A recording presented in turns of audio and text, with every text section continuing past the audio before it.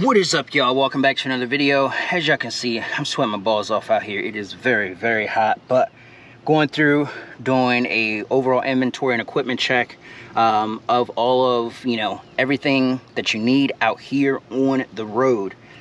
So I wanted to go ahead and make a quick video for you guys in regards to your Hotshot Trucking Essentials CDL edition.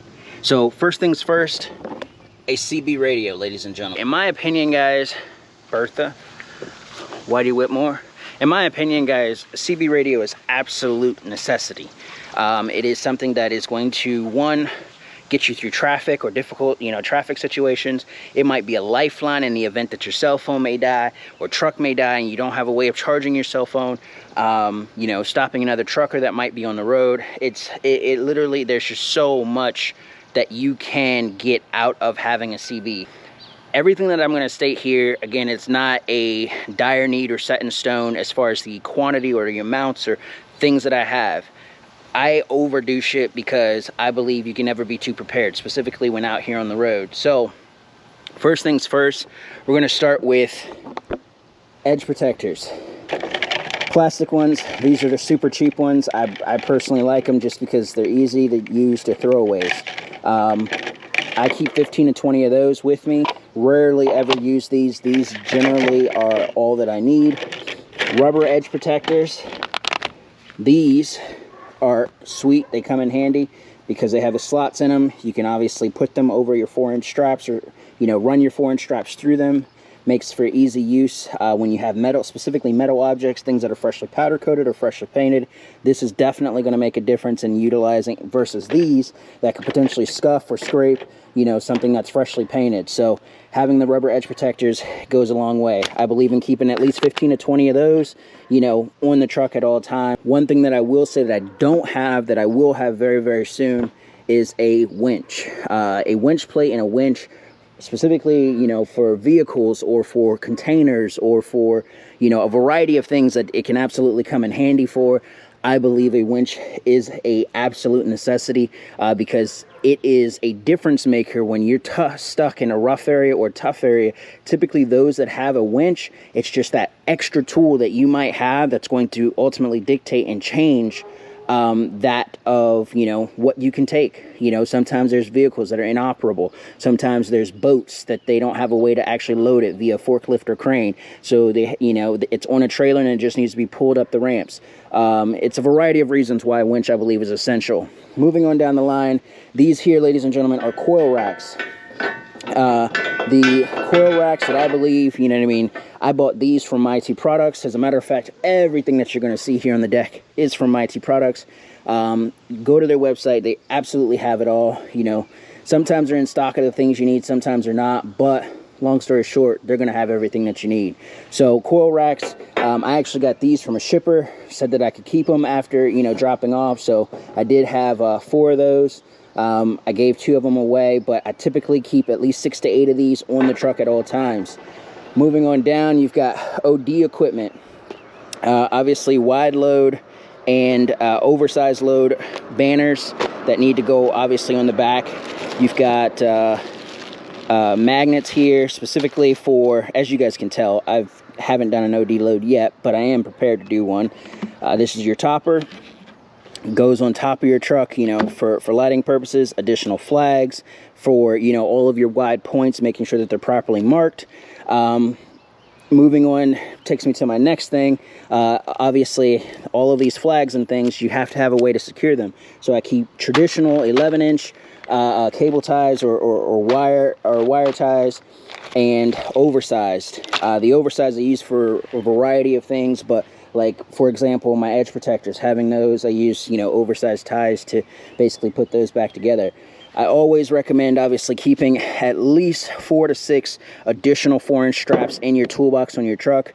Obviously, I have them, on my driver's side over there, my sliding C-track. I believe that you should have 10 to 12 4-inch straps and winches on your sliding C-track on preferably on your passenger side for, you know, for your safety and the sake of traffic. But, you know, depending on how your trailer is built, you might have the option to be able to do it. Sometimes they just put it on the driver's side. But 10 to 12 4-inch straps on your trailer at all times. And again, an additional 4 to 6 basically just as extras. Guys, as you're out here learning, you're going to realize that these things rip fairly easily too. Obviously, mine are all Kindine products. Shout out to Kindine. They make an excellent strap and product. Moving on down, we've got 2-inch straps. Personally, and that'll be a video for another date, but I've got a winter video that basically my 4-inch straps are actually stuck on my trailer. And if you leave your trailer for any period of time through, you know, wintry sleet, any kind of frozen or very, very cold weather, you will understand what I refer to when I say that they can get stuck on your trailer. So I personally believe there's no, you know, amount of 2-inch straps that you can have too many of them. I personally believe in keeping at least 10 to 15 extra on the truck at all times, because you just don't know what's going to happen or what you may need to strap down. Next, moving on down, don't become a meme, get a height stick. I waited forever to actually get one. And obviously, all right, GoPro just died, so we're going to pick up where we left off. Don't become a meme, get a height stick. It's very important. Mighty Products sells them. I believe this is the 15-footer. They also make a 20-footer. Imperative, in my opinion, to absolutely have for the sake of ensuring that, you know, depending on what you're loading and its height, verifying the height that it is that the broker told you that it was supposed to be. If it's not, you know, shift something, or ultimately, you know, call the broker, say, hey, this thing is not a legal load. It's over the 13.6 that, you know, makes it legal. Moving on down, another great Kindine product. This, if you don't know what this is a winch winder. So this actually, I can show you better than I can tell you. Like such. And obviously you use 2 hands and you wind your 4-inch straps back up to your trailer. There is another tool out there, but you obviously have to have a drill. It is basically it's a winch winder drill bit that you can attach to a 1/2-inch drive and be able to do that. But this is the inexpensive tool. I believe I bought this actually at a truck stop because I had left, you know, my other one at home. But this one, I believe it was $25, $35 or something like that. I know it may seem simple, but when it comes to, you know, winding up your straps and stuff like that, you'd be amazed at how quickly this will make that process go. Coupled with this winch winder is that pad over there, and I'm going to tell you guys more about that pad. This here, guys, I'm going to tell you, it is an absolute necessity. If you don't have one, invest in one. This one is very, very expensive, but you don't need this level of torque wrench. This is a torque wrench, obviously, depending on your, you know, pounds of pressure. Obviously, you know what I mean? You can obviously set it to whatever your trailer specs are and ultimately make a difference. And when it comes to actually, you know, making sure that your lug nuts are to the proper spec. So this one, again, is a precision instrument. This is a $500 torque wrench. You do not need to spend that, but I highly recommend having a torque wrench that you can ensure that your lug nuts are to proper pressure. Chains, again, you may not need this many. I would say the minimum that you're going to need on your truck at all times is at least 6. I personally keep 10. I keep 5 10-footers and 5 20-footers along with 10 binders. You guys may think, okay, Phil, that's excessive. Why do you need that? Especially, why would you need G80 and G100 chains? Guys, you just don't know what the hell you're going to be towing out here. Like, the heaviest that I've had on this trailer thus far is about 22,000 pounds. In that scenario, I used every single one of these chains with that military load in order to properly chain and strap that load. So to say that, you know, 10 is too many, I would disagree. I believe that you can never have too many. So moving on the opposite side of the trailer, lasso straps. If you plan to, or have ever towed vehicles. You might, you know, tow a partial, which happens to be a vehicle in the back of the trailer. You might, you know, be a variety of things that you might, you know, utilize these for. Obviously, I brought home my Freightliner utilizing these lassos. You know, I've towed several cars and trucks now, and a lasso strap, in my opinion, is imperative. I believe that it's going to make a difference in your ability to tow vehicles properly and safely. Can you use a chain? You know what I mean? Sure, you can. Depends on if the car has, you know, obviously like pickup trucks and stuff like that sometimes have hooks on the front. You will want to use your, you know, plastic or rubber edge protectors to ensure that, you know, you're not scuffing or damaging the vehicle. Lasso straps prevent all of that. These go around the tire of the vehicle and make it incredibly easy.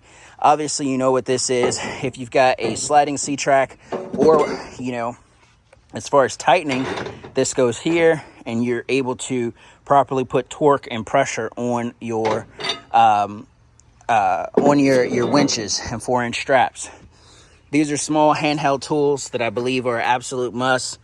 Obviously, I've got 2 PSI or pressure gauges, specifically for checking my tire pressure, ensuring that they're up to proper spec. This one's digital. Obviously, this one's a manual readout. And then last but not least, an infrared thermometer. This is basically going to allow you to take the temperature of your hubs. Very, you know, sometimes, obviously, in extreme heat, you're going to be driving down the road and you might see, you know, the worst of the worst happening, meaning your brakes are smoking or a hub is smoking. They're not properly oiled or whatever the case is. In the event that that happens, you know what I mean, I typically, every time that I stop at a truck stop, I take my, you know, readout specifically with this infrared thermometer of my hub temperature to make sure that they're not overheating. If they are overheating, obviously it's either lacking oil or something is out of line. So definitely important. Obviously, I have way more bungees than this, but I wanted to, you know, basically bring this to you guys' attention. When you're buying bungees, first of all, you need to have at least 50 to 100 of these on your truck at all times. And I say that because the bungees, they're going to break, they're going to, you know, they're going to pop off. You might be driving down the road and, you know, you go from a perfectly tarped load to a flapping tarp load, and it's because a bungee has flown off or ripped. To prevent the ripping, I highly recommend purchasing these. They are called EPDM. I don't know what the acronym stands for. I just know that they are made to put up with extreme weather. This specific type of rubber is made to deal with harsh temperatures, both with, you know, extreme cold, extreme heat. Okay, last but not least, we've got this pad here. And I know this might seem silly, but this pad, when I'm down on the ground, putting, you know, or winding up my 4-inch straps, I put this down under my knees. You know what I mean? We're not getting any younger, guys. I definitely, you know what I mean? Or if I'm up under the truck for whatever reason, you know, I'll put this down, specifically if I'm at a truck stop. Because if you know, you know. I will put this down on the ground before, you know, either getting down on my knees or happening to, you know, lay under the truck for whatever reason. So, what I did not mention and what you're not seeing up here is located up there. At least two tarps. You want at least a 4-foot drop and 6-foot drop tarps. You want those 2 tarps combined to equate to the length of your trailer. My trailer happens to be a 35 plus 5 or a 40-foot trailer. I do have obviously mega ramps on my trailer, making it a little bit smoother and sweeter as far as, you know, availability to get loads. I do believe that that is also a tool in Hotshot trucking essential when it comes to being a CDL driver. Having at least 40 feet to work with is imperative. And then outside of those 2 tarps that you saw up there, also dunnage. Dunnage, I recommend at least 6 to 8 pieces, up to 10 pieces if you feel that, you know what I mean. There have been occasions where I haven't been, you know, the most prepared in regards to having enough dunnage. When I first started, I only had 4 pieces of dunnage on my 40-foot trailer and quickly found out that 6 was the absolute bare minimum to have. So I wanted to, again, just make this quick video for you guys, letting you guys know what the essentials are.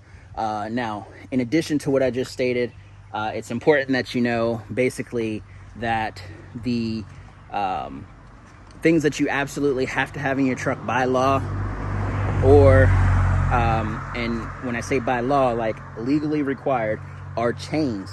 Chains for your tires, specifically for, you know, for your tires on your truck, are imperative to have. They are legally required, in addition to DOT triangles, a 5 to 10 rated BC fire extinguisher properly mounted and secured inside your truck, as well as additional fuses. Those are all legally required essentials that you should have, in addition to what it is that I went over.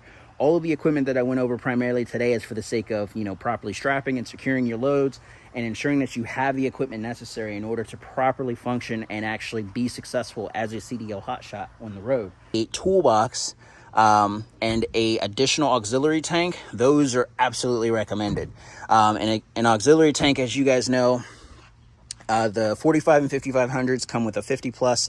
This happens to be 52 gallons, a 50 plus original fuel tank on the truck itself. And then I've got my auxiliary tank, which happens to be an additional 95 gallons. If I'm missing anything, if there's anything that I didn't hit in this video that you guys feel is an absolute essential when it comes to CDL hotshot trucking, please drop a comment down below. Or if you have any questions in regards to these products, drop a comment down below. I'd be happy to answer it for you guys. Until the next video, it's your boy T3 Phil. I will see y'all later.